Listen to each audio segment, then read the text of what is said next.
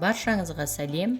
Мың бір кеңес арнасында мидың ерте қартаюына жол бермейтін бірнеше әдістерге тоқталатын боламыз. Мидың ұйқыны жақсы көретінін білесіз бе?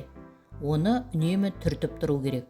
Сонда жақсы ойланып, өз жұмысын мүлтіксіз атқарады. Әйтпесе, түрлі ауруларға шалдығу қаупі туындайды.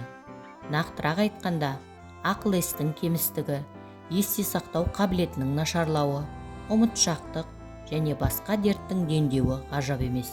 Сондықтан миды ұзақ ұйқыға жібермеу үшін төмендегі әдістерді жасап жүріңіз.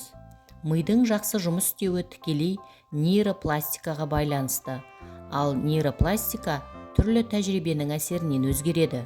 Зақымданудан немесе сыртқы әсерлерден кейін миды қалпына келтіретін мидың қасиеті. Бұл кезде нейрогенез маңызды рөл атқарады. Ол мидағы жаңа нейрондардың пайда болуына ықпал етеді. Өздеріңізге мәлім, адам есейген сайын оның миы жалқау бола бастайды. Ал кішкентайларда керісінше, мидың оқуға, білуге ынтасы артады. Мидың белсенді жұмыс істеуіне қимыл қозғалыстың керемет әсері бар. Әсіресе аэробты жаттығулар нейрогенезге оң әсер етеді. Бұлшықет моторикасын қолдау үшін оттегі негізгі энергия көзі ретінде пайдаланылады. Ал ағзаға қажетті оттегіні алу үшін физикалық белсенділік өте қажет. Аэробты жаттығуларға жүру, жүгіру және бір орында тұрып жүгіру, жүзу, баспалдақпен жоғары төмен шығып түсу, скейтбордпен, конькимен, роликпен және конькимен сырғанау, билеу, теннис және баскетбол кіреді. Осы жаттығулардың біреуін немесе бірнешеуін үзбей жасап жүрсеңіз, мидың қартаюына жол бермейсіз. Оған қоса көздің, бауыр мен бүйректің, өкпенің, жүректің саулығын жақсартады. Бұлшық етіңіз шынығып, бойдағы әлсіздікті жеңесіз. Мидың ең сүйікті асы тәтті деп білеміз, бірақ олай емес. Онсыз да ұйқы безі денені әр түрлі тағамдардан алынатын қажетті глюкозамен қамтамасыз етеді.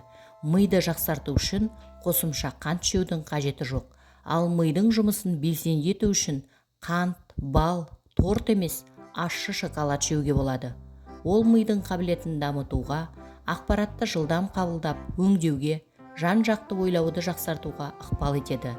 Қара шоколадта миды нәрлендіретін маңызды фосфор мен жасушалық тепе-теңдікке жауап беретін магний бар.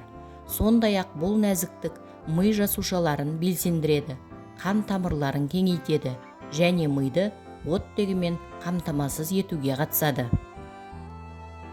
Ұйқының бұзылуы Альцгеймер және шизофрения ауруының алғашқы белгілері болуы мүмкін.